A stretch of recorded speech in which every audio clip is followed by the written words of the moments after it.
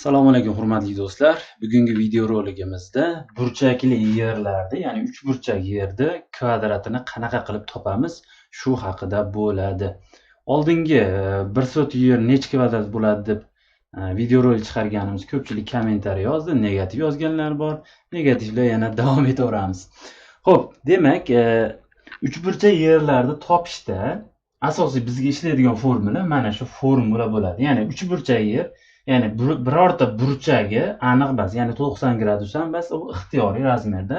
Faqat biz o'sha qirg'og'idagi razmerlarni bilamiz xolos. Shular uchun mana shu formula amal qiladi. Demak, biz bu yerda topishimiz uchun birinchi o'rinda mana pi ni nechaga tengligini topib olishimiz kerak bo'ladi. Albatta pi bizda perimetr bas, shuni inobatga olib qo'yinglar. Perimetr topishda albatta mendan ko'ra yaxshi bilsalaring ham kerak. Biz perimetr p'da kichik p'ni topib olishimiz kerak bo'ladi. Demak, kichkina p'imiz bizda teng bo'ladi a plus b plus c taqsim 2 ga teng bo'ladi kichkina p'imiz. Mana shu pi o'shanga teng bo'ladi. Shuni hisobga olib qo'yasizlar. Endi biz ABC tomonlar bor. 3 burchakda ABC tomonlari bo'ladigan bo'lsa, bularni men ixtiyoriy belgilab olaman. Ya'ni A ni 5 deyman. A ni 5 ga teng deyman. Xo'p, B ni 6 ga teng deyman. S bo'lsa 7 ga teng deb olaman. Xuddi mana shu men ixtiyoriy olib oldim. Sizlarda o'sha joylarning razmeri qanaqa bo'lsa, xuddi o'sha razmerlarni mana shu holatda ixtiyoriy yozishlaring mumkin bo'ladi. Demak, men birinchi o'rinda pi ni topib olishim kerak ekan. Pi ni topish uchun formulaga asoslangan holatda biz a plus b teng c bo'ladigan bo'lsa, yozib olaman. 5 qo'shilgan 6 qo'shilgan 7 taqsim 2. Bu teng bo'ladi va qo'shadigan bo'lsak, xo'p, 11 18 taqsim 2. Bu bilasizlar 9 ga teng. Demak bizda pi'miz 9 ga teng ekan. Xo'p, bu davomini yozamiz. Formulani davomi bu tomondan teng. Pi'miz bizda 9 ga teng edi. Ildiz ostida 9 ko'paytirilgan nuqta qilib, men x qilganman. Men ko'paytirilgan pi'dan bir yo'la ayirib ketamiz. Pi'dan a ni ayiramiz. Demak, pi bizda 9 ga teng bo'ladigan bo'lsa, a ni ayiradigan bo'lsak 4 ga teng bo'lyapti. Yana ko'paytiramiz. Yana pi'dan ayiraman b ni. B'miz 6 ga teng, demak bizda 3. Keyingisi pi'dan s ayiradigan bo'lsam 2 ga teng bo'ladi. Teng. Xo'p, xuddi shu formulani javobini ishlashimiz kerak bo'ladi. Umumiy holatda hisoblaydigan bo'lsak, 9 kara 4 bizda 36 ga teng. Ko'paytiramiz. 3 kara 2 6 ga teng. Bu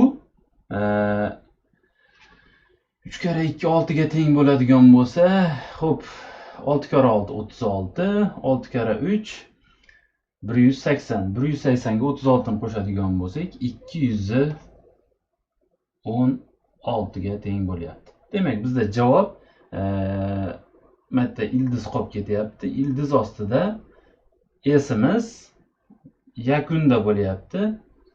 S 216 ga teng. Endi buni ildizdan chiqaradigan bo'lsak, hamma kalkulyatorni olib hisoblashim mumkin. Xo'p, ildizdan chiqaradigan bo'lsak, mana men kalkulyatorni olib hisoblayman.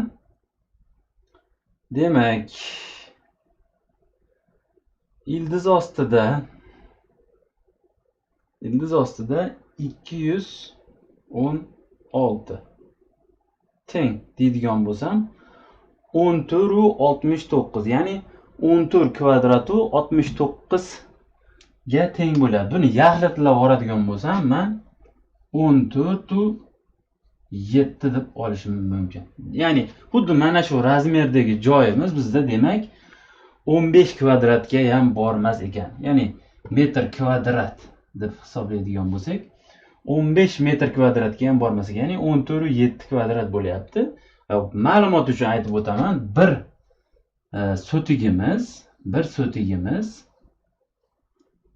sotigimiz teng bizda 100 metr kvadratga. Ya'ni bir sotigimiz 100 kvadratga teng bo'ladi. Bizda xuddi mana shu o'lchamdagi joyimiz, demak 15 kvadratga ham bormayapti. Sizlarda qanaqa joy bo'ladigan bo'lsa, o'sha joyda razmerini o'lchab, mana shu formula asosida ishlashlaring mumkin bo'ladi. Endi savol bergan akamiz Obidjon Ashurov ismli akamiz ekan. O'sha akamizni razmerlari yozishib tashashibdi. Ya'ni burchakli joy bo'lganligi uchun yozib tashashibdi. Mana buni yaxshilab ko'rib olsalar, men o'chirib olaman. Xo'p.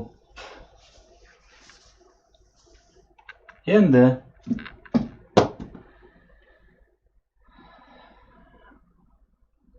A teng 30 ga, ya'ni metrda bo'lsa kerak, menimcha metrda bo'ladi.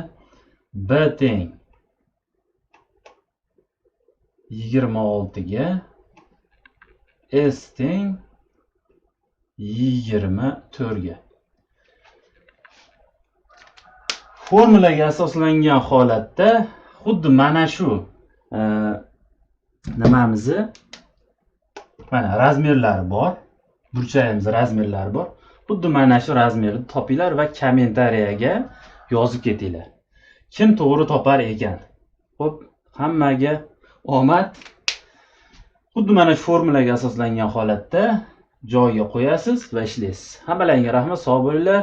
Like va obuna albatta eslaridan chiqmasin.